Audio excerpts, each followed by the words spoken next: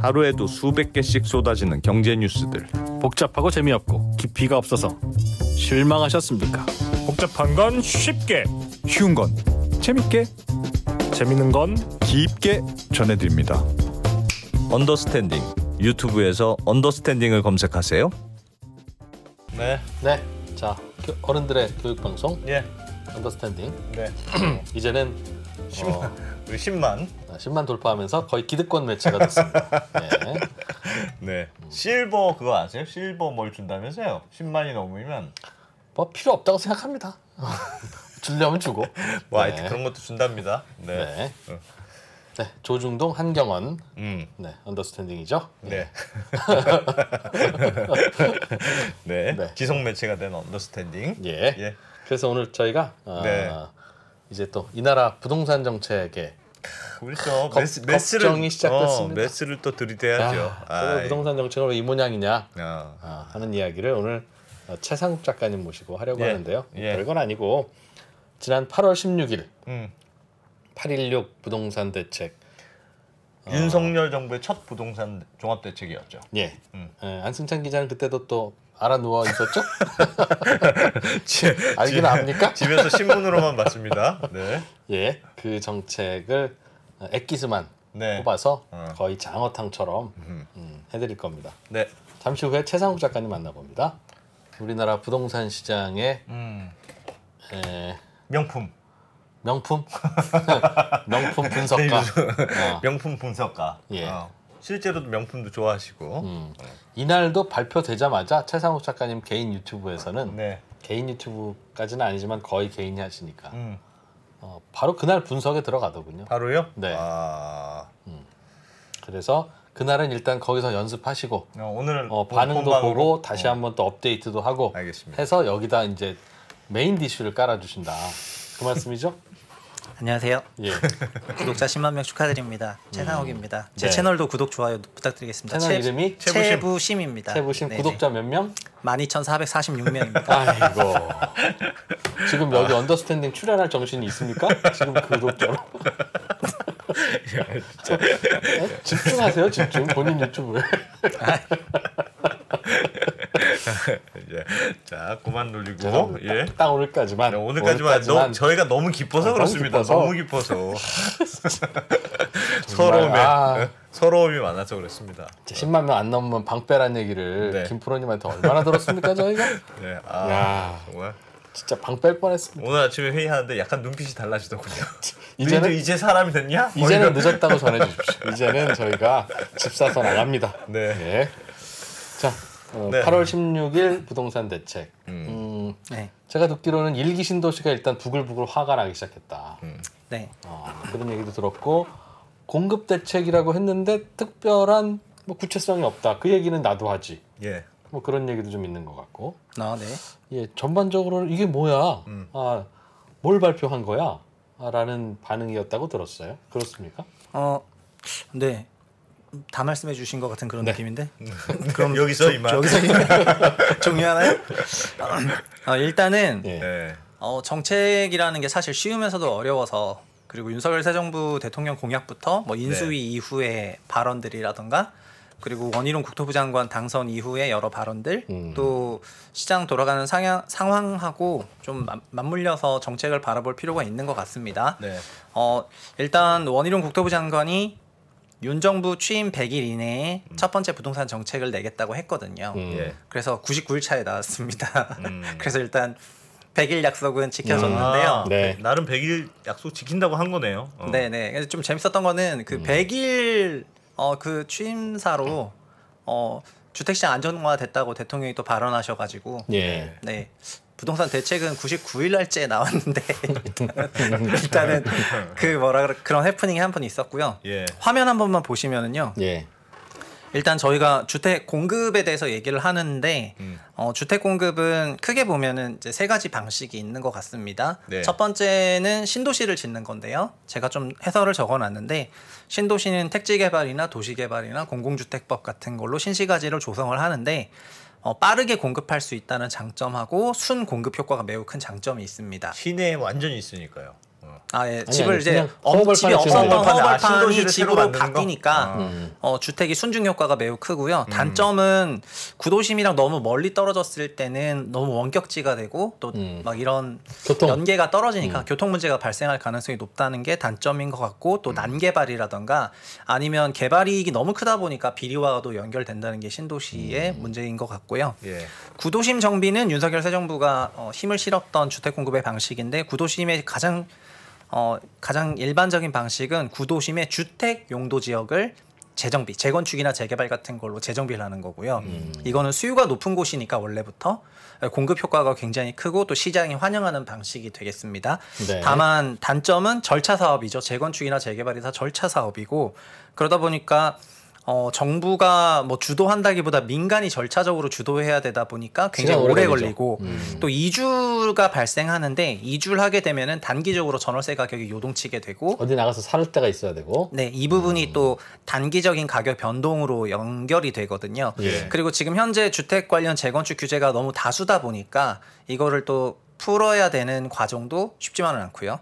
그 마지막으로 이 복합 개발 방식인데 원래는 이걸 컨버전이라고 했었는데 주택용지가 아닌 지역을 주거용도가 포함된 걸로 복합 개발하는 방식이 되는 공장 거고요. 밀고 아파트 짓는 거죠. 네, 공업 예. 지역이나 뭐 상업 지역 같은 거를 주거로 얼마든지 바꿀 수가 있습니다. 예. 네, 그렇게 하게 되면은 장점이 뭐냐면 기존 임대차 시장에 충격 없이 구도심의 주택 공급을 할 수 있는 장점이 있겠고요.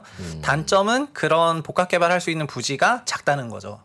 그런 게 단점이 되겠습니다.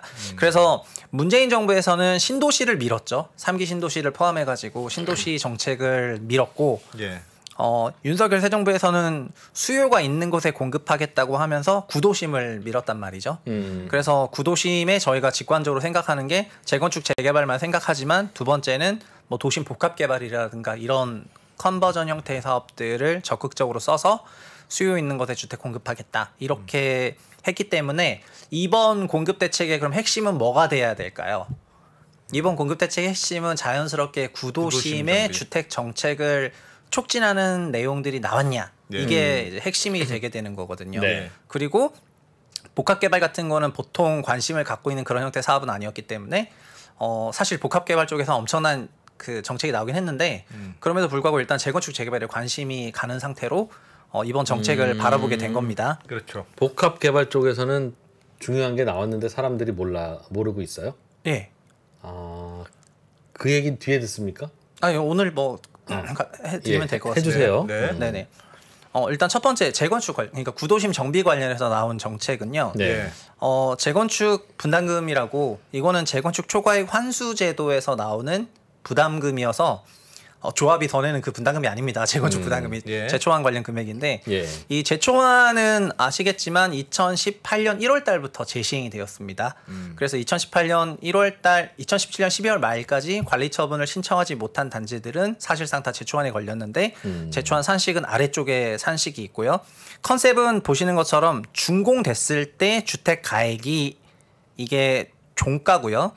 종가에서 빼기 갈로 열고 추진이 시점 시작할 때 주택가액 그리고 정상 주택가격 상승 분양 개발 비용 이게 정상 주택가격 상승하고 개발에 들어가는 원가라는 개념이 되는 거고 예. 그래서 준공됐는데 너무 올랐다 그러면 이게 초과이익이라고 환산이 돼서 이 초과이익을 이 세율에 따라서 부과하게 되는데 이 부과 시점은 입주할 때 내야 되거든요. 그러니까 저희가 주택을 입주하게 되면은 계약금, 중도금, 잔금 내서 잔금 줄도 많이 받아야 되고 현금 부담이 늘어나는데 제초안 금액도 내야 되니까 사실 어마어마한 현금 부담이 생기게 되어서 이 제초안이 사실상 부과가 지금 안 되고 있습니다.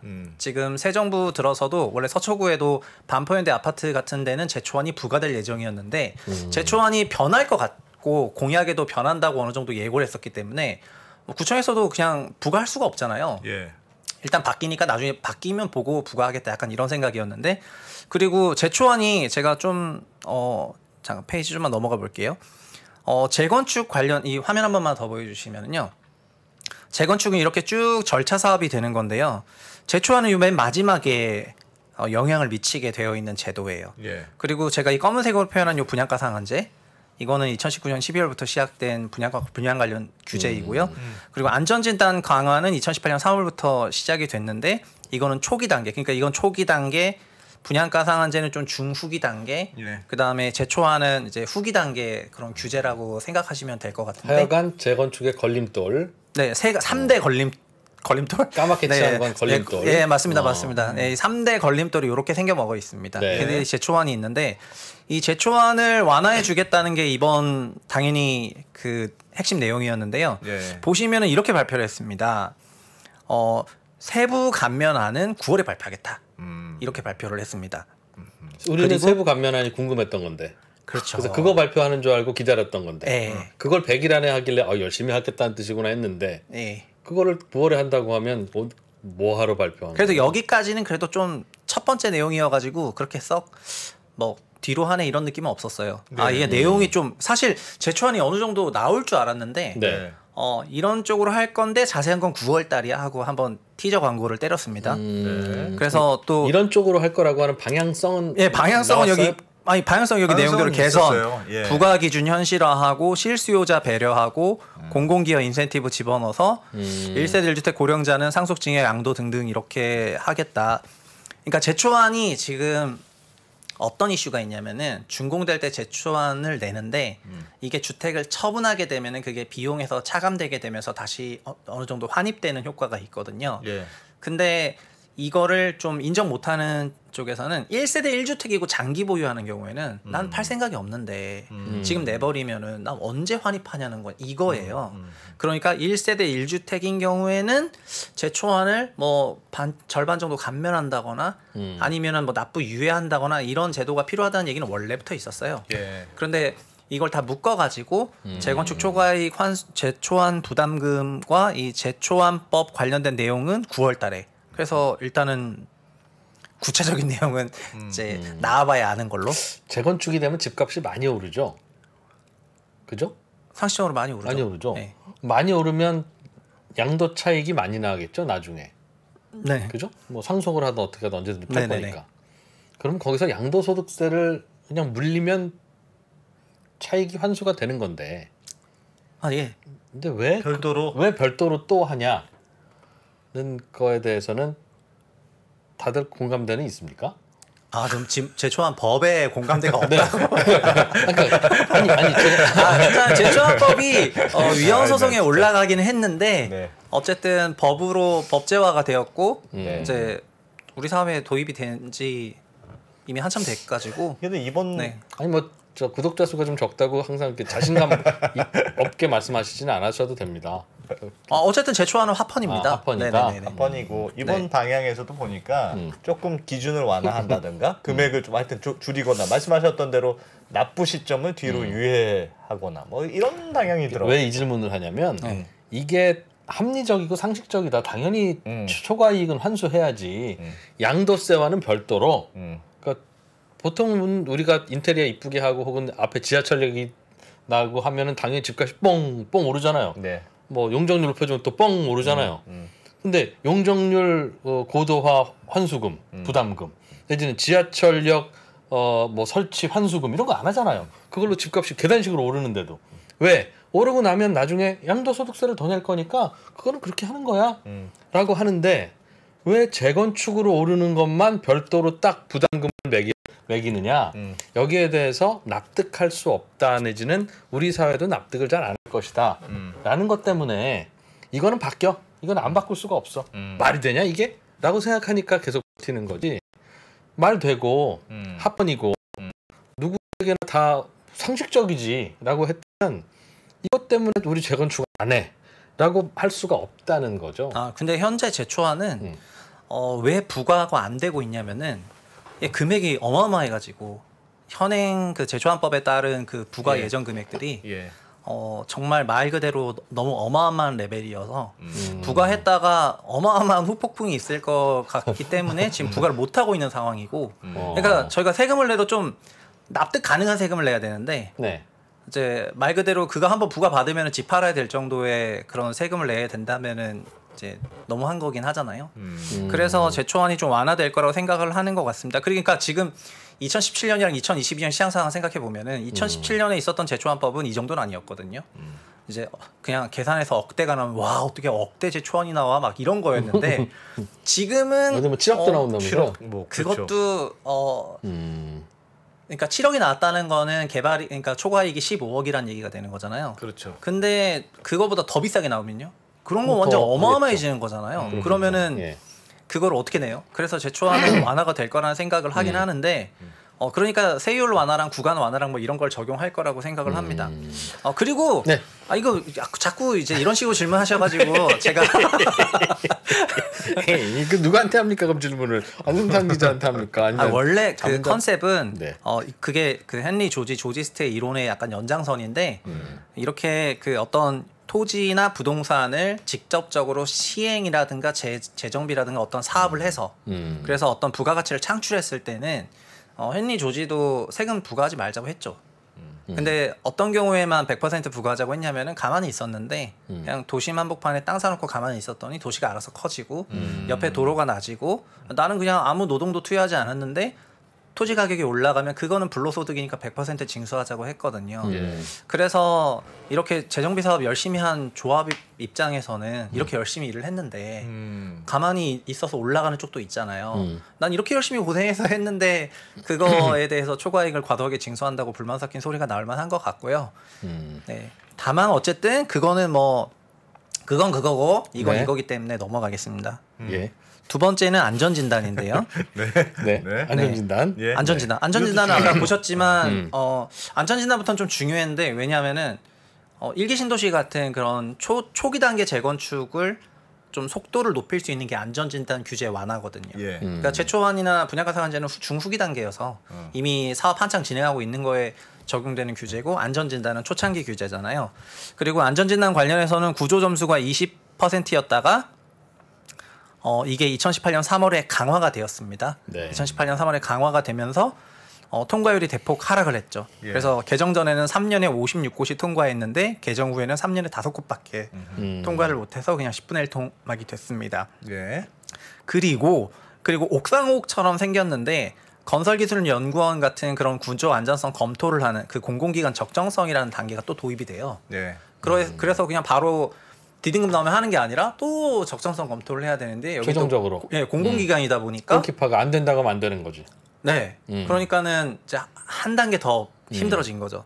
그래서 이 공공기관 적정성 검토 부분이 어떻게 보면은 굉장히 규제라고 생각해서 이제 이거를 또 완화할 거라는 생각을 했습니다. 네. 근데 이것도 내용이 어떻게 나왔냐면은 개선을 이렇게 하겠다라고 했고 평가 항목도 조정하겠다. 예. 구조 안전성을 30%에서 40% 수준으로 지금 50인데 낮추고 그리고 주거 환경 설비 노후도 100점 올리고요. 또 적정성 검토는 지자체가 요청할 때만 하겠다. 지금 무조건 하는데 지자체가 요청할 때만 하겠다. 그리고 지자체 재량도 조금 높이겠다고. 근데 방향성 얘기하고 나서 언제 할 거냐에 대한 얘기는 연내에 그 개선 방안을 마련하겠다. 이렇게 했고요. 시행 시기는 더 중요한 건 시행 시기. 언제부터 시행하게 되면 향후 시장 상황을 면밀히 모니터링해서 네. 개선 방안 발표할 때 언제부터 시행할 건지 제시하겠다. 아하. 그러니까 이게 여기서부터 이걸 보는 사람들이 열받기 시작한 거죠. 화가 나기 시작한 거죠. 이것도 뭐 아니 이럴 거면 왜 그날 발표를 한 거냐는 거죠. 안전진단 이거 개선하려고 하는 거는 네. 모르는 게 아닌데 어떻게 개선할 건지 혹은 어떤 식으로 해서 얼마나 단축이 되거나 쉽게 재건축 재개발이 될지 안 될지에 대해서 네. 그림을 알고 싶은 건데 안도 안 나와 안이 나오면 시행 시기도 몰라. 이럴 거면 저도 발표할 수 있었지 않았을까요? 예를 들면. 대한민국 아니, 근데 어쨌든 그러니까 지켜진 건 있습니다. 그 100일 이내 발표하겠다고 했는데 어쨌든 물난리에도 불구하고 99일 차에 발표했으니까 그 부분은 지켰다고 할 수 있는데, 근데 안전진단 완화도 사실 어느 정도 공약에도 있었거든요. 네. 9조 그렇죠. 점수 30점 등등 따다닥 아니 있었고. 그래서 왜 목동 이런 단지들이 수혜를 받을 거다. 네. 그동안 너무 튼튼하게 있어서 안전진단 통과 못해가지고 재건축 안 됐다면서요. 네. 그렇죠. 이거 좀 낮춰주면 뭐 쑥쑥쑥 통과가 많이 될 거다. 그래가지고 한참 막 목동이 들썩들썩하고 그랬잖아요. 네. 그렇죠. 근데 이번에 연내 개선안을 마련하고 시행 시기는 그 개선안 마련할 때 언제부터 시행할지는 또 따로 얘기하겠다 한 거니까 일단 연내 시행은 물 건너 갔죠. 그러네. 연내는 물 건너갔네요. 네, 그러네요. 예. 그렇죠. 그러니까 여기 이 부분에서 이제 초기 단계 재건축에 대한 기대를 했었던 그런 이제 재건축 추진 예정인 아파트들 그런 데는 좀 화가 나겠죠. 네, 그리고 제일 정책 발표하고 논란이 됐던 건 바로 그 다음 화면인데요. 예. 1기 신도시 재정비를 하겠다고 한 부분이 있는데요. 그래, 이거. 1기 신도시는 준공 후 30년이 경과돼서 주거 환경 개선이랑 광역교통 및 기반시설 확충 등 종합적인 도시 재정비가 필요하다. 네.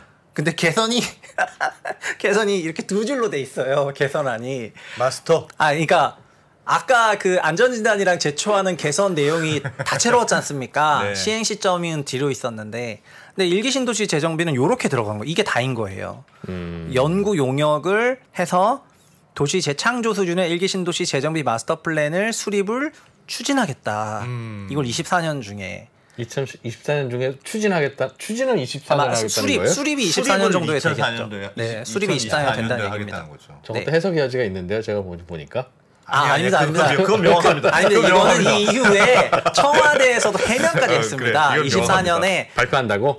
네, 24년에 발표한다고. 그러니까 마스터 플랜이 내년도 아니고 24년에 그러니까 내후년. 그게 지금 1.5년 남았잖아요. 계획을. 1.5년 남았는데 마스터 플랜이 1.5년이면 굉장히 빨리 하는 거다. 보통 이런 종합적인 수준의 마스터 플랜은 거의 3년 이상 걸리는데 어마어마하게 속도를 내서 하는 거라고 일단 그렇게 해명을 했습니다. 근데 아까 1기 신도시 재정비 관련해서 이게 대선 공약이고요. 1기 신도시 재건축 특별법을 만들어서 용적률을 상향시켜주고 그렇게 하면서 재건축을 좀 속도감 있게 했었고요.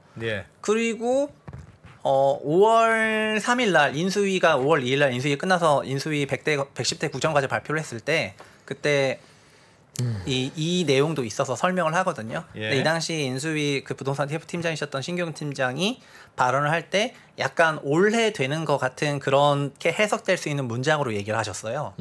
그러니까 시장에서는 올해 하겠구나 이렇게 생각을 했었는데 근데 꼭 그 문장뿐만 아니라 올해 4월쯤에 인수위가 꾸려지고 나서 1기 신도시 재건축은 중장기적인 과제다 이런 게 언론에 한번 쫙 나왔었어요. 그러니까 그때 1기 신도시 쪽에 있는 사람들이 완전 난리가 나가지고 아니 공약이었는데 2달 만에 중장기적인 과제를 하는 게 말이 되냐 그래서 그 다음날 4월 말쯤에 안철수 인수위원장이 나와서 신속하게 추진하겠다 해서 한번 진화를 한번 했거든요.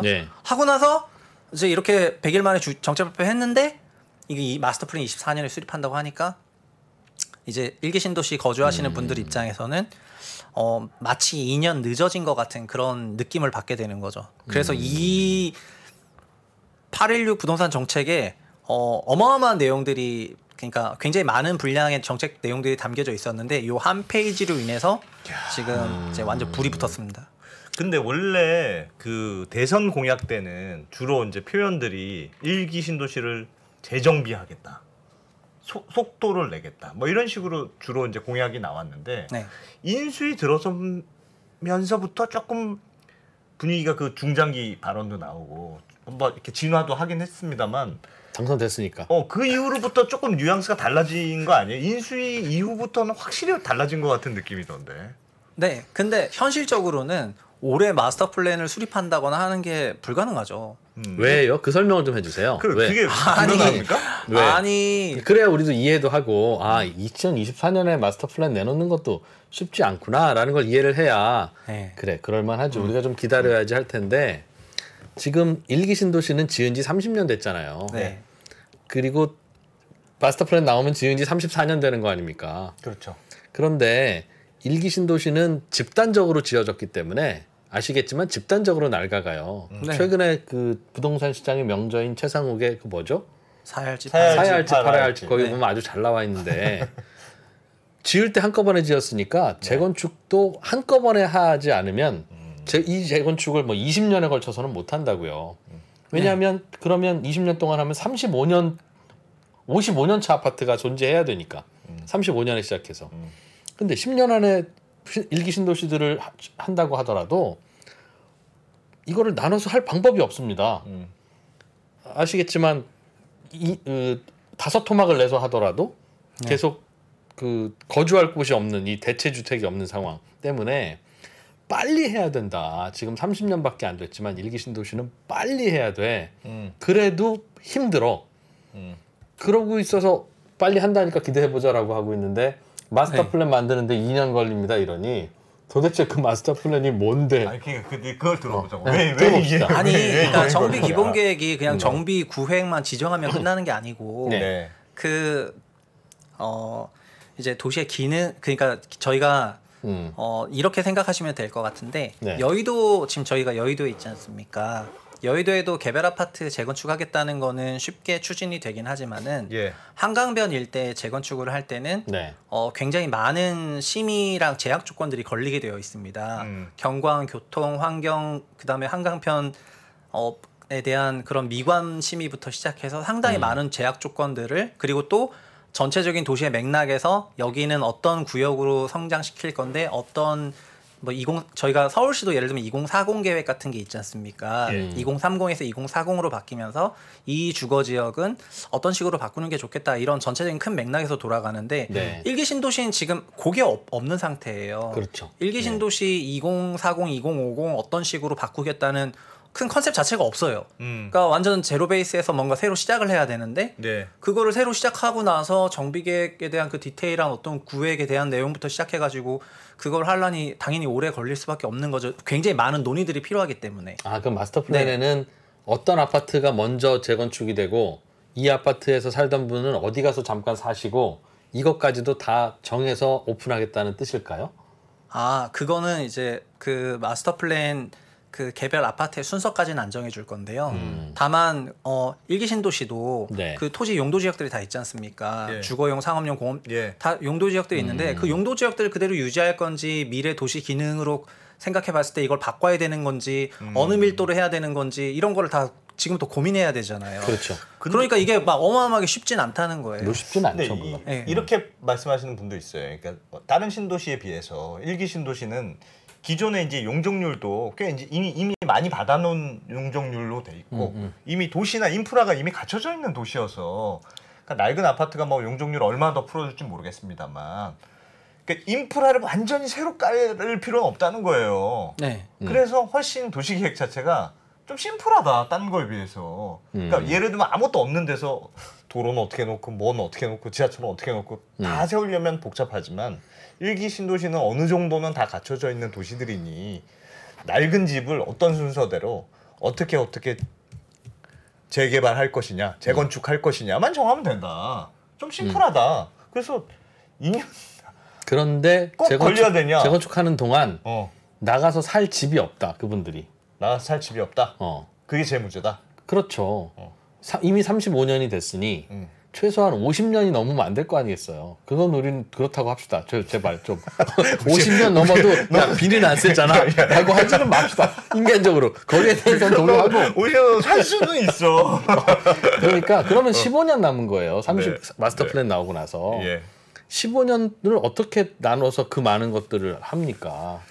15년 동안. 그러니 네, 근데 예를 들면은 마스터 플랜 만들면서 지금은 철거가 들어가야 된다. 1기 신도시 전체를 재정비 구역으로 그냥 지적해버린 다음에 마치 사자 새끼들 절벽에 던져가지고 언놈이 올라오나 지켜본다고 하는 것처럼 어차피 추진 과정은 민간 소유 조합들이 해야 되잖아요. 그러니까 올라온 순서대로 하겠다. 극단적으로 말해서 완전히 이렇게 내깔려버릴 수도 있긴 있는데 그렇게 하기 싫은 거죠. 그리고 하나가 더 있는데 저희가 인구 추계, 가구 추계 상으로 보면은 39년에 인구 정점이고 가구 추계도 그러니까 인구는 이미 정점 지났고 가구 추계는 39년 정점으로 나오니까 여기서부터는 얼마만큼의 특례 용적률하고 얼마만큼의 가구수 증가를 줘야지 될까에 대한 그런 고민이 있을 수밖에 없을 것 같거든요. 그래서 이게 일단 1차적인 해석은 24년에 총선이 있었기 때문에 1기 신도시 재건축 마스터 플랜이 24년으로 미뤄진 거는 총선 노린 거다 약간 이런 1차적인 해석이 있긴 있었는데 근데 실무적으로 보더라도 일단 그만큼 걸릴 수는 있겠다 개인적으로 그렇게 생각은 됩니다만은 근데 그럴 거면은 좀 미리 뭐라도 좀 얘기라도 했었어야지 마치 오래 될 것 같은 그런 뉘앙스로 커뮤니케이션 하다가 컨센서스 하단이 나온 거니까 시장에서 실망이 엄청난 거죠. 그래서 그렇게 된 거다. 그게 크긴 컸죠 이번에. 저는 마스터 플랜이라도 나와서 그거대로 하면 이렇게 재건축하면 됩니다가 나오면 좋겠어요. 그런데 이거는 나사에서 고민을 해도 답이 안 나오는 문제입니다. 전국 요지에 200만 채를 2년 만에 한꺼번에 지어놓은 걸 이거를 10년 만에 재건축을 하려면 도대체 재건축하는 동안 살아야 할 집들을 어디에 짓습니까? 그게 큰일이죠. 네, 그래서. 그게 실제로 그 이유로 이게 오래 걸린다고도 그 얘기를 했습니다. 오래 걸리면 되냐고요, 그게. 아니 근데 대통령 공약에 뭐가 있냐면은 3기 신도시가 준공되면 이주단지로 쓴다는 말이 있거든요. 그러니까 3기 신도시를 준공시키면서 거기 역세권 주변을 또 컴팩시티로 만들고 종전보다 주택을 더 많이 공급하고 이런 과정을 거치면서 1기 신도시 재정비 기본기획이랑 연결해가지고 어느 특정 구간을 이제 이주 존으로 쓰겠다는 약간 이런 컨셉에 연결돼야 되는데 아니 3기 신도시도 아직 사전 공급만 하고 본청약은 시작을 아직 안 했지 않습니까? 3기 신도시 다 지어놓고 나서 생각한다. 지으면서 3기 신도시 뭔가 건설되기 시작하면서 하지 않을까? 그거 먼저 하긴 해야죠. 네. 그러면 1기 신도시 지금 뭐 기사들에 보면 뭐 부글부글 뭐 이런 기사들이 많던데 그러니까 뭔가 기대감이 있다가 이번에 2년 이후에 마스터 플랜이 나온다니까 뭐 당장 뭐가 안 된다는 뜻이잖아요. 맞죠. 그러면 어떻게 될까요? 그러면 이게 그 전에 왜 한참 리모델링 이런 게 관심이 있었다가 새 정부 들어서면서 야 그래 재건축이지 리모델링이 웬 말이냐 하면서 좀 기다리는 분위기였잖아요. 근데 다시 리모델링으로 돌아갈까요? 어떻게 보세요? 일단 리모델링은 이제 완전 주류 사업 모델은 아니지만 그래도 종전보다는 리모델링이 탄력받을 가능성은 높아 보이고요. 다만 리모델링이 주류 사업이 아니다 보니까 1기 신도시 전체 시장을 완전히 바꿔놓지 못할 것 같기는 해요. 그렇지만 이렇게 24년으로 기본계획 수립이 미뤄지고 기본계획 수립 미뤄지면 또 정비구역 지정해야 되는데 어떤 순서로 정비구역 지정할지 현재는 저희 다 모르는 거고요. 그러면 정비구역 지정되고 나면 조합 설립 인가하고 단계 좀 밟아가다 보면 몇 년 되는 거예요. 거의 뭐 2020년 후반 정도 돼야지 뭔가 어느 정도 순서라도 나오고 실제 사업이랑 준공 건설 과정 다 생각하면은 거의 뭐 2030년대 되는 거니까 그렇게 생각하게 되면은 지금 리모델링을 추진하는 게 리모델링은 아시다시피 정비구역 지정이 필요 없이 소유주들이 3분의 2만 동의하면 리모델링 조합 설립이 가능하거든요. 15년 이상 경과된 아파트면 되고 또 아파트가 새 거일수록 더 좋아요. B등급 이상의 리모델링이 가능하기 때문에. 그래서 1기 신도시 재정비는 리모델링이 확대가 될 수밖에 없는데 다만 아무것도 없는 상태에서 3분의 1을 그 동의서를 구해야 되는데 그 3분의 2 말이 3분의 2지 요즘에 67%의 동의율이라는 게 이렇게 다원화된 시대에 생각보다 어려워서 그래서 많은 리모델링 조합들이 그런 걸 추진을 잘 못하고 있기는 합니다. 실제로 경기도에서 진행되고 있는 리모델링 사업들은 경기도 리모델링 시범 사업에 선정된 단지들 경기도에서 리모델링의 사업성을 검토하는 걸 자금 지원해준 단지들 이런 단지들하고 그리고 각 광명시나 성남시에서 자금 지원해준 단지들 이런 단지들만 리모델링 추진하고 있습니다. 여튼 그래서 아까 다시 이 화면에 보면은 괜히 화냈네. 이게 구도심의 재정비를 촉진하기 위해서는 결국 재건축이나 재개발에 대한 규제를 완화해 줄 거를 시장이 기대하고 있는데요. 안전진단 이거 갑자기 굉장히 멀어졌죠. 올해 연내 수립하고 추진 시점은 아직 모르는 거고요. 제초안은 9월에 발표한다니까 보긴 봐야 될 것 같지만 어차피 제초안은 이게 후기 단계 규제거든요. 후기 단계 규제이기 때문에 재건축 속도 가속화와 큰 뭐는 없고 어쨌든 진행되고 있는 거에 대한 이슈인 거고요. 그리고 분양가 상한제가 지금 분양하지 못한 그런 사이트들의 어떤 발목을 잡고 있는 그런 관련 규제들인데 분상제 역시 이번에 내용 없었고 그리고 이미 종전에 발표했지만 건설 원가 올라가는 만큼 100%도 아니고 올라가는 거에 쿠션 쳐가지고 일부 퍼센티지 반영하는 수준이기 때문에 분양가 상한제는 존속하게 되는 거거든요. 그러면 여기서 과연 구도심의 주택 공급 확대하기 위한 그런 제도 개선이라든가 이런 걸 하고 있냐에 대한 비판을 받는 거고 그리고 이까지 가지 않은 1기 신도시들 1기 신도시뿐만 아니라 이름 없는 150만 호의 같은 시점에 지어진 아파트들이요. 그 노태우 정부 때 지어진 아파트들은 그때 우리가 서태지 아파트라고 했던 거? 이름 없다고 제가 이름 불러준다고 했지 않습니까? 150만 채. 1기 신도시는 그래도 이름이라도 있죠. 1기 신도시라고.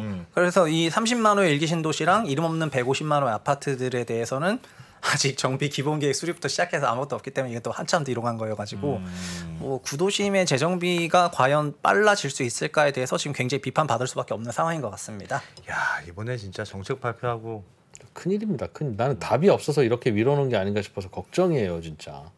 금방 답을 내기가 어려워.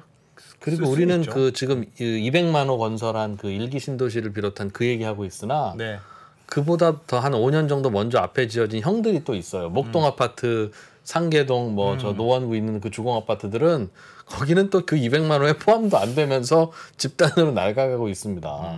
예, 그 5년 안에 지어진 그거? 아파트 총 호수가 80만 호고요. 네. 91년, 95년 그 5년 동안 지어진 아파트 총 호수가 180만 호. 네. 그중에 저희가 30만 개를 1기 신도시라고 부르고 있는 거고 150만 개는 규모 더 큰데 이름 없는 거고요. 네. 그리고 86년에서 90년에 준공된 80만 호도 아직 재건축 하나도 안 돼 있죠. 그러니까는 이게 재건축이 과연 될까 이런 제일 큰 고민이 뭐라고 보세요? 그러니까 사실은 방향들은 있잖아요. 네. 그러니까 예를 들면 안전진단을 좀 완화해서 좀 구도심의 재건축을 좀 활성화시키자라든지 뭐 아까 앞에 나왔던 뭐 제초안도 좀 어떻게 뭐 밀어준다든지 대충의 방향은 있는데 마스터 플랜이라는 걸 나오기 전까지는 우리가 구체적으로 얘기할 게 없다 네. 하고 한 그 고민의 근거가 뭘까요? 그냥 게을러서는 아닐 거 아니에요. 게을러서? 지금부터 빨리빨리 재건축을 시작합니다. 일단은 30년 넘은 거에 대해서는 무조건 추진하세요. 정부가 도울 수 있는 거 돕겠습니다. 하면 그게 마스터 플랜이지. 그러니까 진짜 말 그대로 쉽게 그냥 아까 제가 말했던 것처럼 네. 그냥 우리도 30년 됐고 노후도가 어느 정도 되니까 뭐 정비 기본계획 컨셉츄얼리 쭉 잡아가지고 그 안에서도 연식 차이가 있지 않습니까?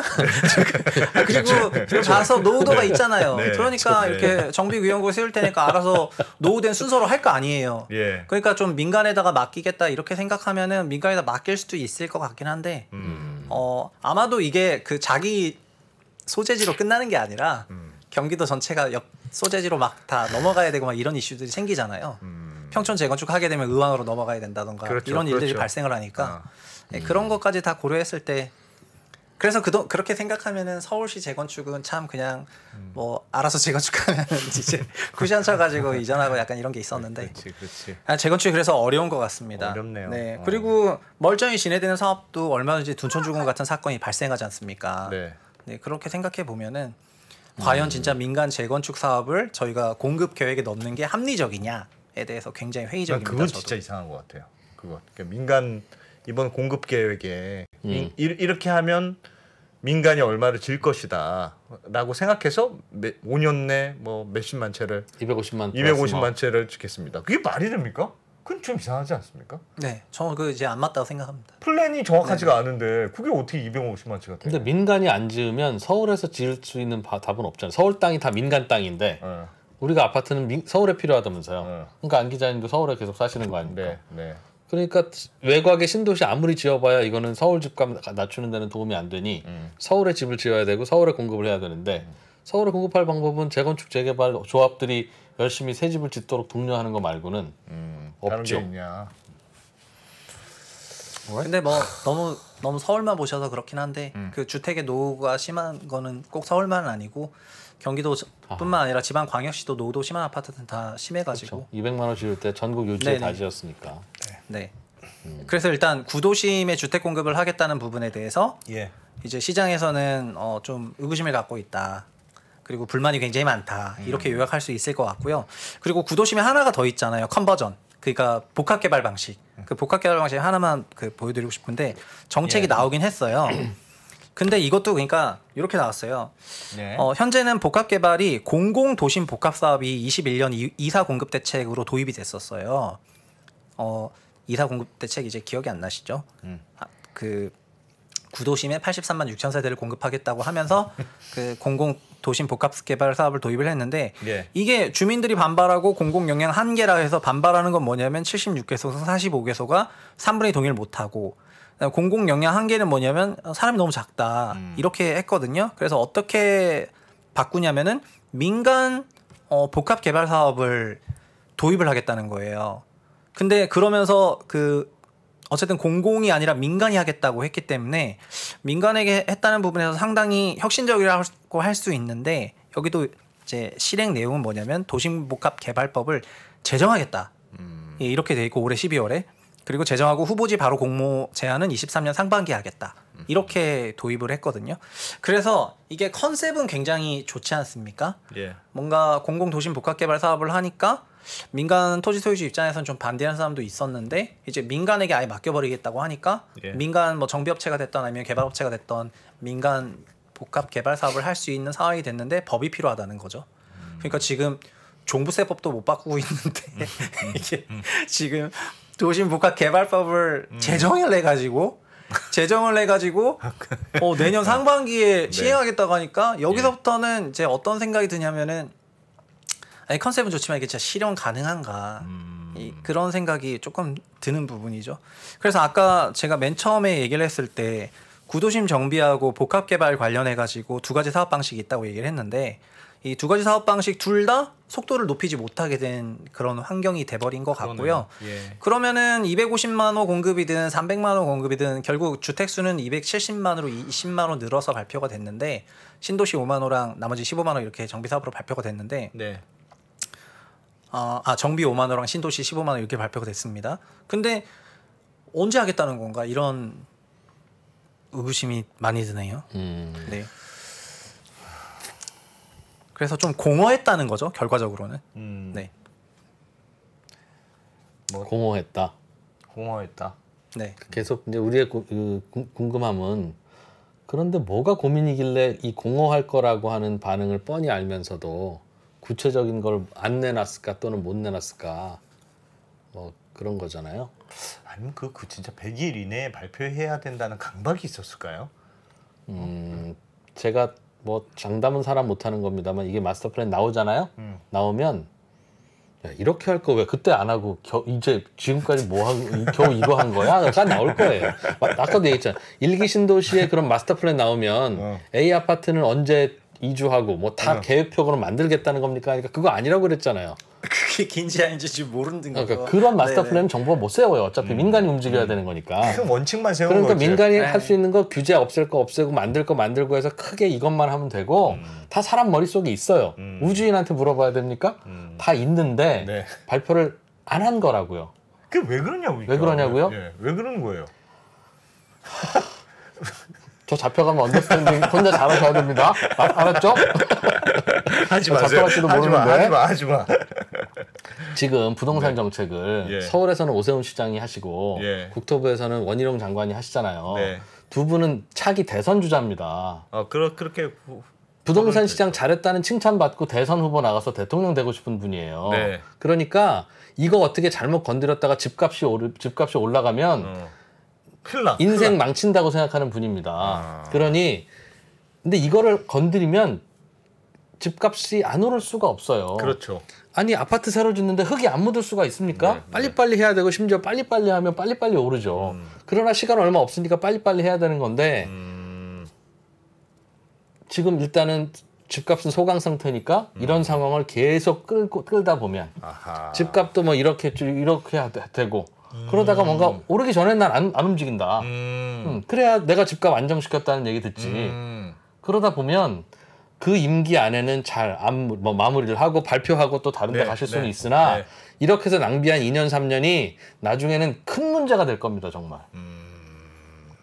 물론 2% 용감하시답니다. 물론 피선거권이 있으니까 대통령이 되려고 하는 마음이야 이해는 되는데 그래서 꿈이 큰 정치인을 부동산 정책을 맡겨놓으면 안 되는 거예요. 저도 그건 동의해요. 정치인이 부동산 정책을 하는 건 잘 안 맞는 것 같아요. 그 국토부 정책 제일 잘 들어갔던 게 노영욱 장관 때였거든요.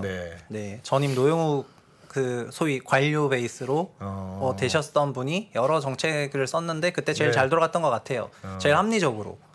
지금은 그러니까 소위 약간 너무 어젠다식 그런 정책이 좀 된 것 같고 그리고 지금 해석은 오히려 시장에서 좀 더 정치적으로 해석을 하죠. 그 두 분에 대한 정치적인 게 아니라 2024 이게 지금 이해관계자가 굉장히 많잖아요. 일기 신도시는 일기 신도시랑 일기 신도시가 아니라 노후 신도시로 확대하게 되면 아파트만 260만 채 되는 거니까 어마어마한 그런 이해관계가 개입이 되게 돼가지고 그거를 총선 전략으로 쓸 거라고 시장이 해석을 하죠. 그러면 총선 전략으로 쓰고 나서는요.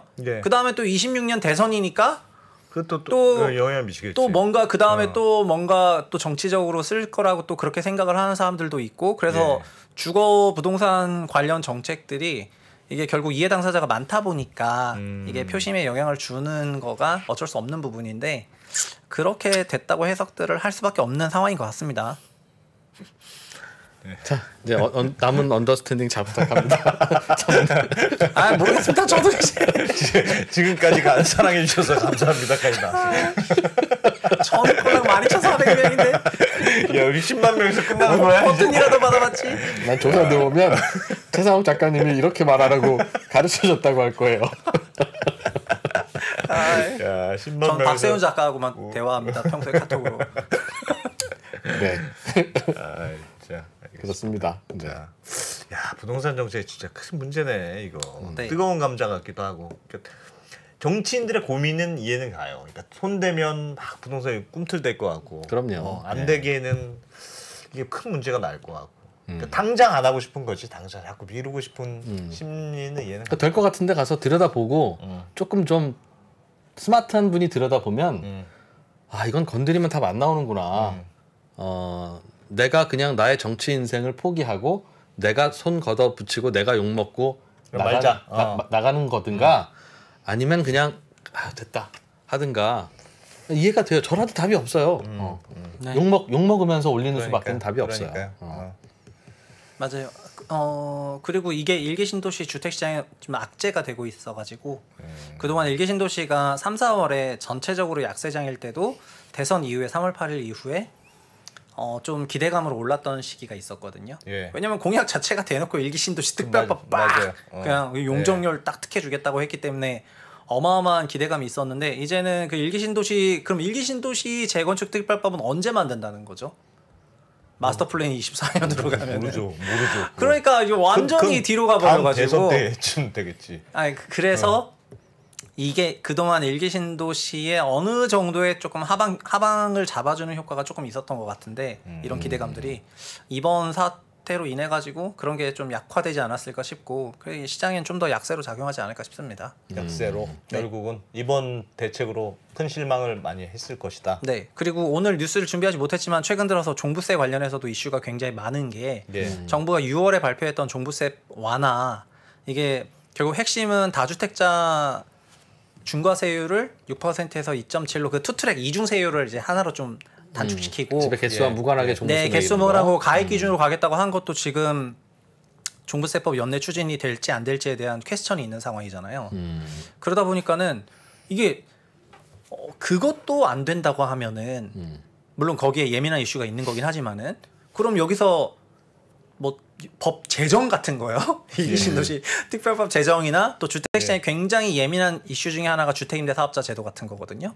주택임대 사업자 제도 부활시키고 약간 이런 소형주택 재정비 촉진시키고 이런 게 정책의 큰 골자인데 큰 얼개와 어떻게 보면 거의 뭐 본류에 해당하는 그런 게 지금 약간 추진이 될 수 있을까에 대한 의구심이 드는 상황이 돼버리는 겁니다. 그래서 이 공급안도 언제 어떻게 나올지 잘 모르는 것 같다. 예, 애매하다. 결론은 역시 애매하다네요. 애매하다. 공허하죠. 공허하다. 네네네. 시적이다. 시적이다. 공허하다가 그래. 애매하다기보단 공허하죠. 공허하다. 네. 알겠습니다. 그럼 최 작가님은 네. 어떻게 해야 된다고 생각하십니까? 어떻게 해야 될까요? 일기 신도시를요? 이거 일기 신도시고 뭐고 일기 신도시든 뭐든 공급이든 뭐든 일단은 공급을 좀 늘려야. 공급은 늘려야죠. 근데 늘릴 방법이 서울에서 공급을 어떻게 늘려요? 빈 땅이 없는데. 그러니까 계속 들고 도는데 어떻게 할까요? 아니요. 그러니까 정비 사업은 촉진을 해야죠.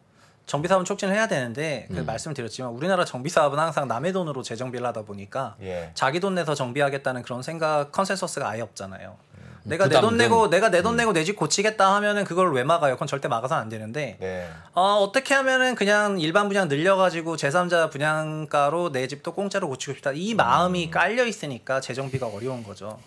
그래서 용적률이 목에 차면은 올려달라고 하는 거고. 그렇죠. 그러니까 200% 아파트에 살면서 250%로 재정비하면 내가 돈을 많이 내야 되니까 300%로 올려달라. 400% 특례를 달라. 이런 게 나오는 거잖아요.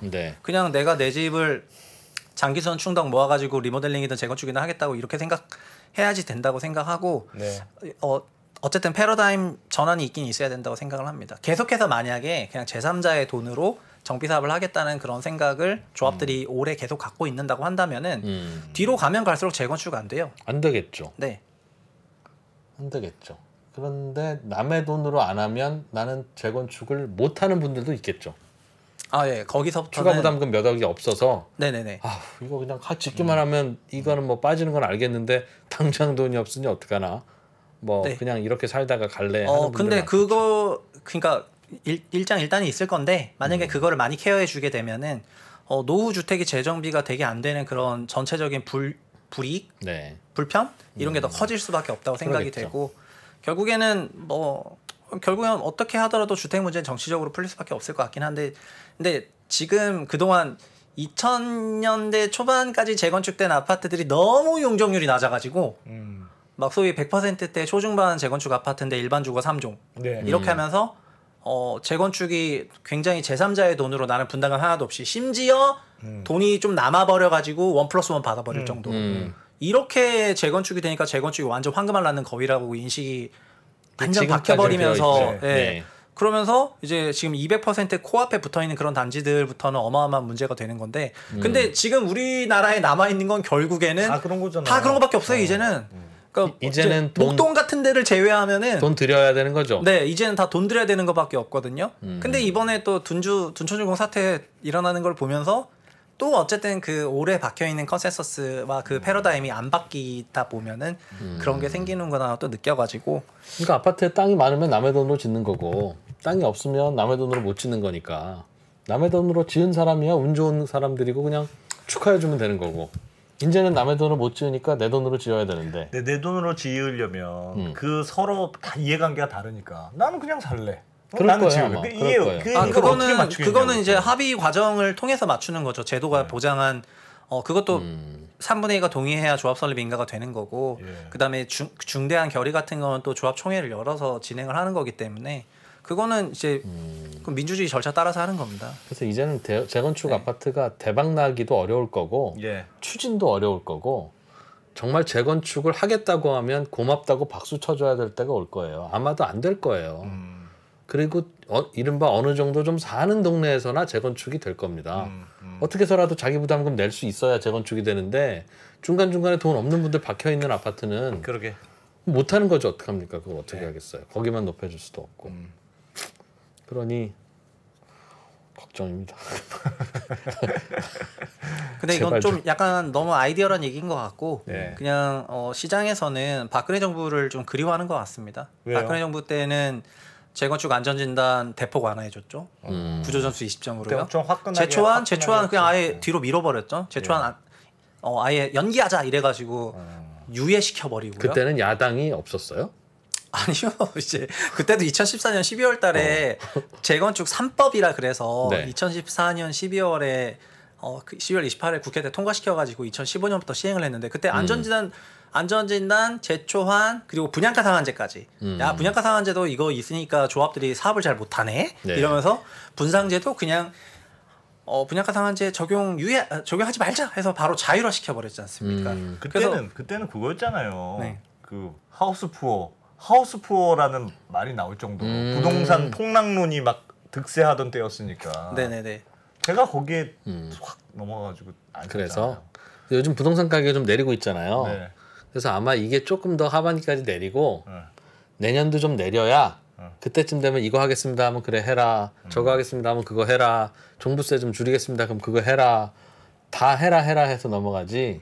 지금 이 분위기에서는 뭘 해도 안 된다는 정치적인 판단을 한 거 아닌가 하는 생각이 들고. 예, 맞습니다. 실제로 원희룡 국토부 장관의 그 인식도 그렇고 새 정부 인사들의 청문회 때 주요 발언들을 보면은 단기적으로는 주택가격 하향을 다 용인하는 발언을 많이 했고 그 주택가격 하향을 용인하겠다고 한 그 배경은 공약집에서부터 나오지만 현재 주택가격이 너무 높다는 거에 대한 인식이 깔려 있거든요. 지금 집값이 너무 높은데 그러니까 좀 빠져도 어쩔 수 없지 이러면서 하는 거라서 요만큼 내렸는데 이만큼 내리니까 큰일 났습니다 이러면서 다시 부양 정책으로 간다. 맞아요. 이거는 지금 말도 안 되는 것 같고 지금 정부 관계자들이 그런 생각을 지금 안 하는 것 같습니다. 지금 주택 가격이 고점 대비 조정이 나온 데가 있잖아요. 있음에도 불구하고 뭐 충분한 조정이 있다는 생각은 없는 것 같고요. 그래서 좀 더 지켜봐야 될 것 같다 이렇게 생각하다 보니까 이제 하방이 더 열려 있는 그림이 아닌가. 네. 알겠습니다. 네. 오늘 여기서 마칩니까? 네. 뒤에 또 일정이 있어서. 둔촌주공. 감사합니다. 최상욱 작가님. 네. 816 부동산 대책 중요한 것만 대해부. 결론은 공허. 결론은 네. 공허하다.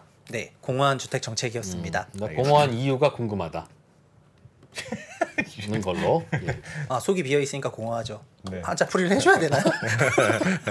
네, 아닙니다. 네, 최상욱 작가님 고맙습니다. 감사합니다. 네. 구독, 좋아요 부탁드리겠습니다. 네. 매크로가 특히 올해 같은 경우가 매크로가 시장을 뒤흔들고 있어요. 올해 상반기 보시면 기업들이 잘 못했다는 얘기 안 나오죠. 드디어 3프로TV에서 오건영 부부장의 경제 강의가 출시됐습니다. 주가가 떨어지면 이유가 뭘까요? 보통 뭐라고 나와요? 인플레이션 때문에 떨어졌다 나와요. 그죠? 금리 인상 우려 때문에 떨어졌다는 얘기 들어보셨어요? 경기 침체 우려 때문에 떨어졌다는 얘기 들어보셨어요? 이게 뭐죠? 다 매크로예요. 매크로가 시장을 뒤흔들 때가 있어요. 시절이 태평하면 저 같은 사람들이 하는 얘기는 들을 필요가 없어요. 편안하잖아요. 그러면 그때는요, 바텀업 보세요. 포인트예요. 근데 시절이 하수상하잖아요. 시절이. 그럼 뭘 보셔야 되죠? 매크로 쪽에서 나오는 아이디어에 조금 더 주목해서 보실 필요가 있다라는 점, 요걸 좀 기억을 해주시면 좋을 것 같습니다. 3프로TV 경제대학 오건영의 경제를 보는 눈 신규 출시 기념 8월 31일까지 얼리버드 특가로 만나보시죠. 지금 바로 영상 아래 댓글을 확인하십시오.